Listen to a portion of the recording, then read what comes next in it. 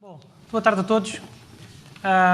Com uma honrosa missão de acabar o TED, ou acabar com o TED, não sei qual foi a perspectiva deles. Foi a seguir a este, não há ninguém se atreve. Eu acabei por achar que era de facto honroso esta posição e queria aproveitar para, enfim, dando um bocadinho também uma homenagem a todos aqueles que aqui hoje falaram, fazer algumas referências do que fui apanhando hoje, que foi extremamente interessante e com quem aprendi muito. Muito obrigado para eles em primeiro lugar e parabéns à organização a seguir. Muito obrigado.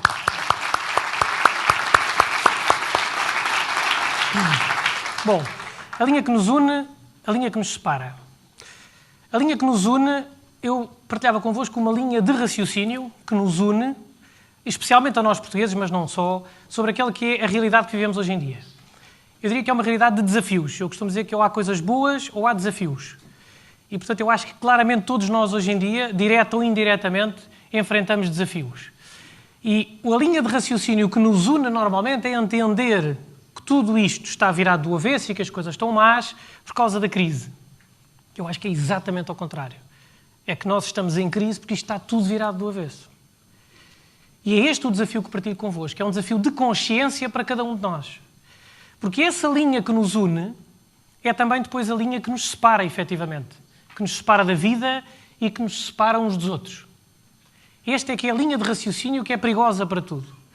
E há três ideias estruturantes que caracterizam esta linha, agora sim, particularmente em Portugal. Primeiro, nós temos perfeitamente interiorizado, porque sabemos que é assim, Portugal é o único país que está em crise há 30 anos. Único. Quando a crise agora, a chamada crise começou, quando os franceses ficaram aflitos, quando os franceses entraram em pânico, os alemães com aquela rigidez deles, etc., quando alguém ficou aflito, nós dissemos, pois é, estamos em crise. Mas há 30 anos que nos diziam a mesma coisa. Todos os políticos, governo, oposição, presidente, é igual, estamos em crise. O grave disto é a ideia de conceito. É que nós não temos estado em crise. Portugal evoluiu e evoluiu muito. Eu não vou discutir se o fez sustentadamente. Infelizmente estará provado que não. Em todas as frentes. Não vou discutir se não há muita coisa para melhorar. Felizmente há, que é para nós termos coisas para fazer. Mas a perspectiva não é essa. É que nós entendemos que o conceito de crise significa a vida boa que temos tido. E isto conceptualmente é um erro. E é um erro, sobretudo, se associarmos as outras duas ideias. A segunda é, olha, e não há nada para tu fazeres. Porquê que não há nada para fazer? Porque aquilo que é preciso, a expressão que agora se usa outra vez, até eu diria de mau gosto, mas é injetar não sei quantos milhões que ninguém tem, como é óbvio. Eu não tenho. E, portanto, a solução do problema é este. Isto resume-se basicamente neste tipo de história. Quando o Lehman Brothers faliu, ele era dono de um banco no norte da Alemanha que detinha uma sociedade financeira na Baviera, que, por sua vez, compraram uma corretora em Turim, que tinha uma sociedade francesa que adquiriu maioria no capital de uma sociedade madrilena, comprou uma fábrica de têxteis em Vila do Conde e o meu cunhado foi despedido a semana passada. Epá! E é injusto, porque ele fazia-me também os casacos. Qual é a solução para o emprego do meu cunhado? Comprar o Lehman Brothers. Eu não tenho. Ninguém tem. Então como é que isto se resolve? Está quieto, não te mexas. Portanto, não há nada a fazer. Terceiro problema grave é que, de facto, se nós entendemos que estávamos em crise e efetivamente evoluímos e bem, então isso significa, de alguma forma, que alguém fez. E então aparece o dito hífen, que é a linha, é pequenina, mas é fundamental porque é ela que nos separa. Une-nos no raciocínio, mas separa-nos, que é resolve-se, trata-se, arranja-se. E este é que é o problema. Aquele é que é o problema. Por isso é que o título também tem tira-se. É porque depois o problema é essa linha pequenina que se torna traumática para tudo o resto. Porque ainda há bocado ao almoço, estava a falar com um colega, com o Manel, e ele estava a dizer assim, olha, isto paga-se. Alguém paga, não é? E, portanto, quando nós vivemos aqui, vivemos distantes de poder fazer qualquer coisa por isto. Este é que é o problema. E, portanto, o que está em causa é saber quem é que faz alguma coisa. Para resolver este problema, esta dita crise que falamos. Um autor, professor da Universidade de Los Angeles, chamado Jared Diamond, tem um livro que se chama Colapso. É um livro sobre a emergência e a queda de sociedades humanas. E ele fala de uma forma fantástica e explica, no fim, a frase é dele, conclui dizendo assim, os principais riscos que estamos a correr são riscos que resultam das nossas próprias atividades e que, por consequência, nos cabe a nós resolver. Esta expressão é dele. Agora, a pergunta é, o que é o nós? O Pedro Mexia, cronista português, tem uma crónica giríssima no seu livro, A Primeira Pessoa, tem uma crónica que diz assim, nós os gordos. Ele diz, se eu disser nós, os gordos, está bem, estou a ser honesto, estou lá metido e tal, mas depois qual de nós é que vai fazer alguma coisa? Ele diz, se eu tiver que dizer eu, o gordo, isso é que é o não é? Porque aí tem que ser eu. Já não há mais ninguém para responsabilizar. Quem é que é responsável por alguma coisa?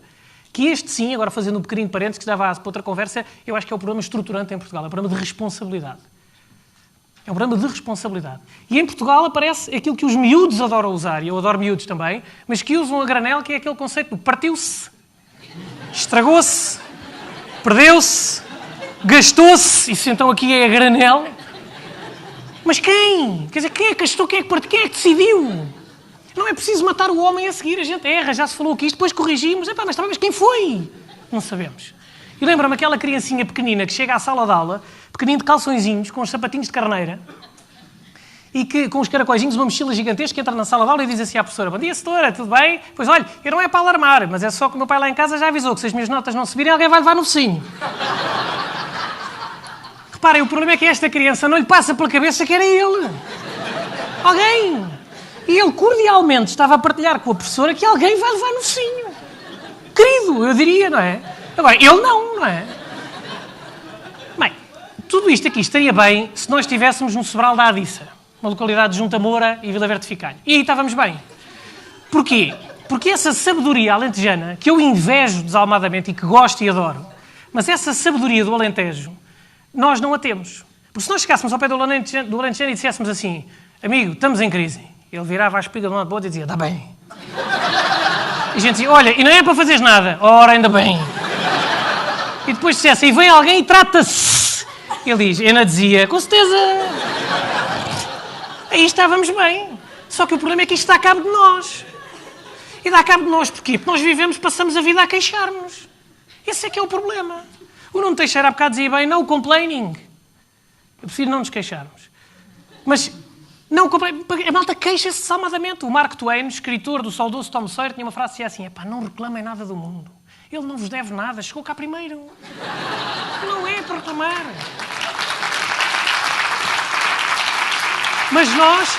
Mas nós adoramos esta reclamação permanente e vivemos neste chafurdanço. Aliás, tem uma outra coisa grave. Nós, portugueses, aliás, um parênteses pequenino, eu adoro Portugal. Sou viciado em Portugal. Sou daquelas pessoas que ficam arrepiado quando passa o anúncio do azeite de galo. Ou seja, aquela ideia da torre da igreja e o bacalhau a molhar. Adoro. Adoro. Aliás, aquele talinho de tugas que a Marta Rosales hoje de manhã mostrou, que eu adorei, que era aquele grupinho do futebol, não é? Comer o corate com o pelo que sai para fora do pão e... As sardinhas, o chefe que me desculpe, Vera, mas que de facto as sardinhas têm que ter óleo a pingar no pão, quer dizer, não é aquele molhinho branco, não, é o tuga mesmo, tuga. E eu sou super tuga, adoro o tuga. E portanto, mas digo isto porque nós temos esta característica, além do queixume, todo o tuga tem mais duas características que gosta de adornar por cima disto. Talvez seja até design, não sei, depois do que falámos hoje de manhã. Mas tem um design que põe em cima, que é assim, todo o tuga diz... Eu já sabia, porque todo o tuga já sabia. E mais grave, até dizem quase assim de lado, diz, e eu avisei. Mas não me ligou nenhuma. Portanto, todos sabíamos, todos nos queixamos e todos avisámos. Só que ninguém nos ouve. Gandagalo. Ora bem, e o problema é que não é só o queixume. Eu gostei de uma frase que eu tenho usado muito na vida, uma frase simples, mas que me ajuda muito em coisas pequeninas, que é, eu prefiro que fique bem do que ter razão. E se pensarem nisto... Vale imensa pena. Pode dizer que eu prefiro que fique bem do que ter razão. E a lógica é esta. É as coisas ficarem bem, não é a necessidade de ter razão. Esta malta prefere ter razão. É pior. Agora, não é só o queixume. É que nós vivemos tristes. Isso é que custa. A gente cumprimenta as pessoas na rua, um amigo, não precisa ser um estranho. E toda a gente a conversa é, vamos indo. Vai-se andando. Então se disser 2 vezes é fatal. Se disser assim, vai-se andando. Mal, péssimo. Está mesmo mal. E aquela que só em Portugal é que pode existir, quer dizer assim, antes assim pior. Um gajo entra num emprego no -3 na garagem e quando chega ao 3º andar está de rastos. E eu vou arrasado já. E portanto, mas reparem, não é só para as coisas boas. Nós também andamos tristes e desanimados para as coisas boas, perdão. Que é isso é que me faz confusão. Quantos é que já ouviram um amigo ou um colega num emprego ou noutro sítio dizer esta frase? Logo à noite ainda tenho um aniversário. Porreiro não, quer dizer, o gajo vai celebrar a vida de um amigo. Foi convidado. Não, está chateado. E isto resolve-se de uma maneira simples. O Manuel Frujás foi exemplar nesta maneira, até é muito característico da energia dele, mas ele disse, a gente faz o que quer. As pessoas não são ricas porque não querem. Se calhar não querem, mas não tem mal não querer. Mas é fazer o que quer. O problema é que a gente não sabe o que é que quer e normalmente corremos atrás das coisas erradas. Nós andamos mais preocupados em evitar problemas do que em encontrar soluções. Isto parece que é a mesma coisa, mas não é. Só em português é que alguém diz, então como é que andas? Anda a correr atrás do prejuízo. Atrás do prejuízo? É para correr atrás do lucro, não. Mas não, a gente anda a correr atrás do prejuízo. O Andrew Matthews é um autor americano, tem um livro fantástico que é muito a essência do que vos passo aqui hoje, que é Siga o Seu Coração. E ele às tantas tem uma frase que diz, o nosso objetivo na vida não é não ter problemas, é viver entusiasmado. E o entusiasmo é o que faz a diferença. Hoje em dia já não é ter a internet mais rápida, todos temos. Acesso à informação que há bocado se falava aqui, todos temos. É o entusiasmo que é o fator de diferença. É a tal força interior que nos falava o Alberto há pouco. Ou do interior, também como ele disse. Isso é que faz a diferença. E o entusiasmo é uma expressão que vem do grego, vem de enteus. E que significa em Deus. Agora aqui podemos lhe chamar o que quiserem. Universalidade, energia, Deus, força interior... Tudo isso é o que nos faz mexer. É isso que faz a diferença. Só que quando nós chegamos aqui, as pessoas encolhem-se. Porque já não estamos habituados a fazer este tipo de perguntas. O Jorge Antunes hoje de manhã falava a irreverência da pergunta. É isso mesmo. Perguntem. Há um livro escrito por um autor americano psiquiatra em 1973 que se chama The Road Less Traveled, o caminho menos percorrido. Porque é o caminho que nós não percorremos. De facto, as pessoas não fazem este caminho. Não querem fazer, fogem dele. E este é que é o desafio que nós, de facto, precisamos de fazer. Porquê? Porque nós não nos conhecemos a nós próprios. O Edson falou, fantástico, há pouco, a maneira simples como ele colocou isto é parar para pensar, parem para rever a vossa história, a gente não para para pensar um bocadinho. E nós não nos conhecemos. Porquê é que eu digo que nós não nos conhecemos? O Eckhart Tolle, um autor alemão, tem um livro que eu considero bíblico, não me interpretem como nenhuma heresia, mas eu considero bíblico, que se chama Um Mundo Novo. Ele fala de uma forma exímia sobre aquilo que é o nosso ego, aquilo que é o nosso corpo de dor, aquelas que são as nossas dificuldades, de facto. E nós vivemos nesta ilusão. Só que estamos tão agarrados a ela que a gente não larga nem por nada. Lembra-me aquele indivíduo que se cruza com outro na rua e que lhe diz: Olá, és Drubal, estás diferente, grande cena, pá. Tu eras alto, estás baixo, eras gordo, estás magro, eras careca, tens cabelo, tu até usas óculos, pá. Eu quero dizer, desculpe, mas eu não me chamas Drubal. E que cena, meu, até mudaste de nome. Porque para ele o gajo era o Asdrubal. E ele não largava. E porquê é que nós normalmente não largamos? Porque temos medo. Porque nós queremos controlar tudo. Eu apanho outra vez a frase do Edson, que achei fantástica, inclusive é para o título do livro, que de facto, a vida não é uma reta. Mas nós queremos que seja com tudo certinho, tudo calculado, tudo arranjado. A gente já sabe. O Eduardo Barroso, distintíssimo médico, mas sobretudo ilustríssimo sportinguista, tem uma frase muito gira que diz assim, ele tem uma frase fantástica que diz assim, ele diz, a saúde é um estado transitório que não augura nada de bom. E é verdade. A única coisa que eu vos posso garantir a todos é que todos vamos ter coisas más. Todos. Sem exceção. Muitas. Vamos ter coisas más. Agora, o problema não é as coisas más. O problema é como nós lidamos com ela. Uma frase que eu gosto de citar que diz assim, isto sobretudo para as senhoras, o chocolate não engorda. Eu é que engordo. É evidente. O problema não é aquilo que acontece. É como é que isso tem impacto em mim. Como é que eu vou reagir a isto? E normalmente a nossa filosofia é do aguenta que é serviço. Mas isto não é para aguentar. O truque é saber digerir essas coisas. Imaginem que nos estão sempre a cair caixas de pianos do nosso colega que está no terceiro andar. Apanha aí! Pumba! Mas agarrem na caixa e o truque é pô-lo ao lado. Eu posso estar a tarde toda a apanhá-las. Agora, se eu for encostando uma em cima da outra, isso é que é a dificuldade. Por isso é que é preciso fazer este desafio, de ir à procura de algo mais. Nós temos medo, a tal linha reta que o Edson falava, dizia que a gente não larga. Nós temos medo, de facto, de sair daí. Porque estamos muito agarrados àquilo que temos.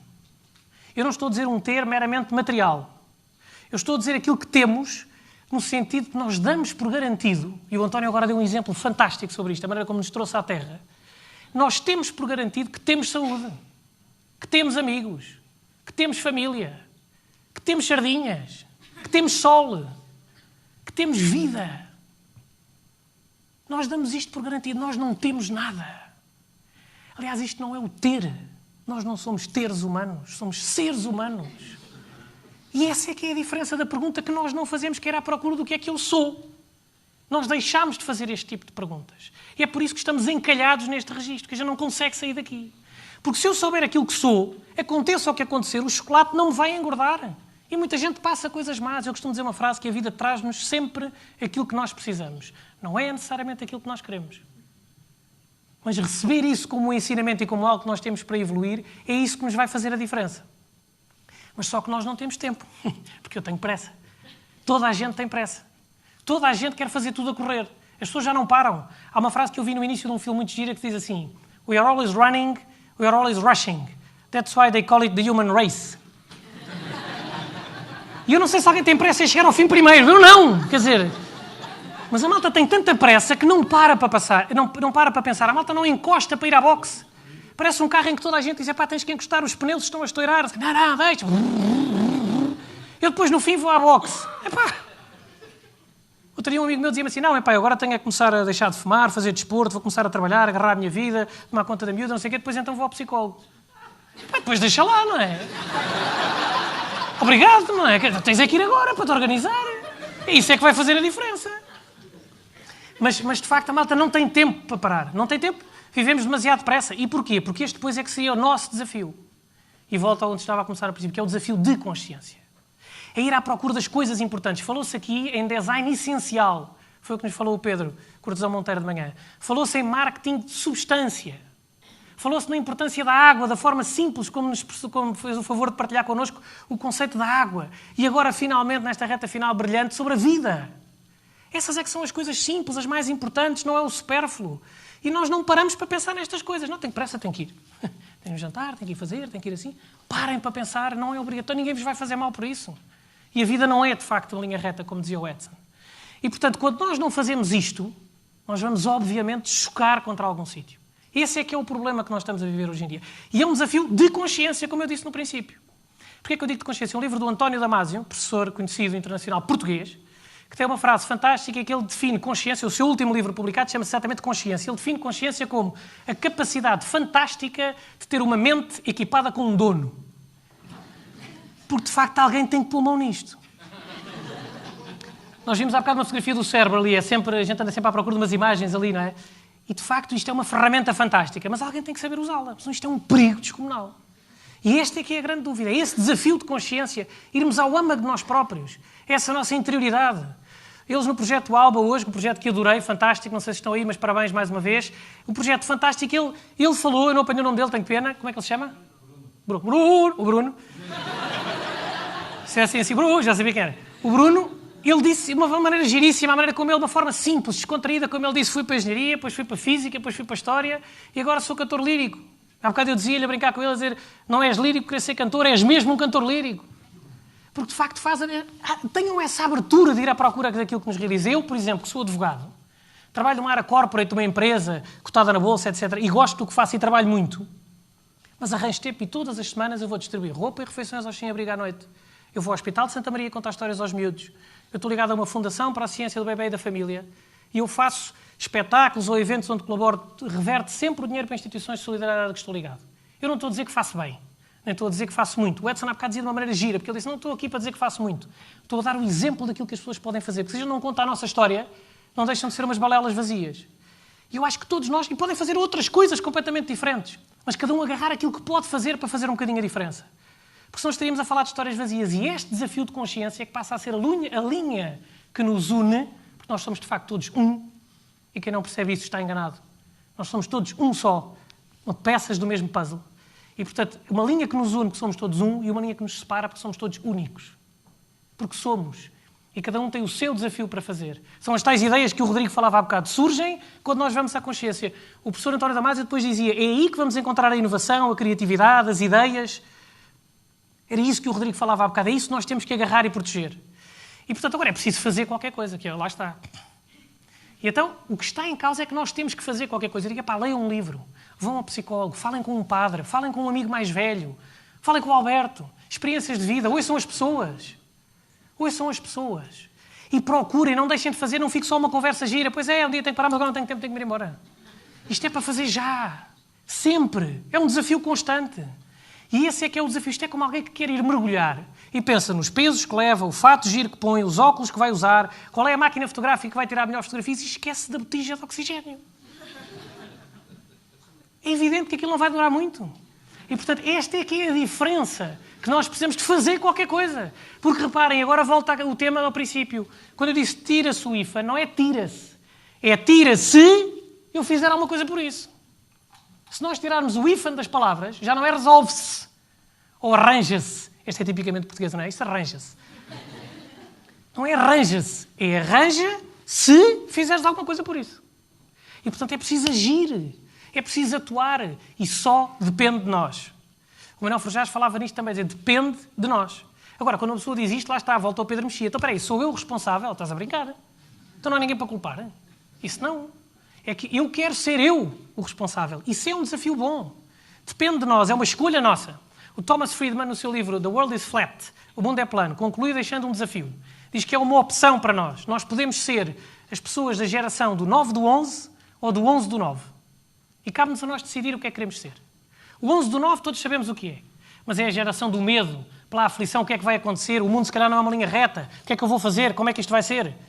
E a geração de 9 do 11, 9 de novembro de 1989, é a geração da queda do Muro de Berlim. Foi quando nós mandámos esses muros abaixo. E, portanto, foi quando nós percebemos que é possível ir mais além. Eu termino, até porque já tenho indicação para isso e agradeço, eu termino com uma referência muito breve. Ao Tuga, como não poderia deixar de ser. Aos portugueses. Àquele talinho de portugueses que estava ali, à guitarra portuguesa que nos trouxeram aqui hoje, aos pastéis de bacalhau, aos croquetes de Penafiel, ao melhor monumento do mundo que tivemos aqui hoje também exposto. E isso sim somos nós, somos Portugal. E termino com uma referência gira. Nós aí conseguimos ver, depois de fazer este trabalho, então podemos espreitar para o mundo e perceber que ele é de facto, que a vida é boa. E que o mundo é maravilhoso, como cantava Louis Armstrong em inglês, e como dizia o meu avô, Augusto Poiares, em bom português. Fez ontem 3 anos que lhe fizemos uma homenagem fantástica na Casa Pia, ele dizia sempre que o mundo é maravilhoso. Eu primeiro não percebi, depois achei que era exagero, depois quando cresci um bocadinho achei que era ingenuidade dele, depois cresci e aprendi. E aí faz a diferença. E, portanto, o desafio que eu partilho com todos vós, e termino com esta frase também sobre a linha, que é a linha que nos une, é a referência aos portugueses. Com uma linha que nos separa atualmente no tempo dessas pessoas, mas que nos une na essência. A tradição que falou a Vera, passar de pai para filho, os filmes portugueses antigos. Essa referência é fantástica. E eu termino com uma referência à linha de Cascais e Estoril. O António Silva, na costa do filme Costa do Castelo, está numa varandinha, numa pequena casa da Costa do Castelo, chama o Coró de Ribeiro, respira fundo e diz-lhe: isto é maravilhoso. Para este arvoredo. Aqui é que eles haviam de fazer o Estoril, mas fazem tudo ao contrário.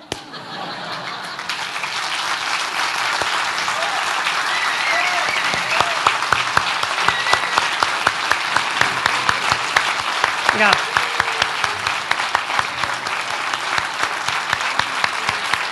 Obrigado.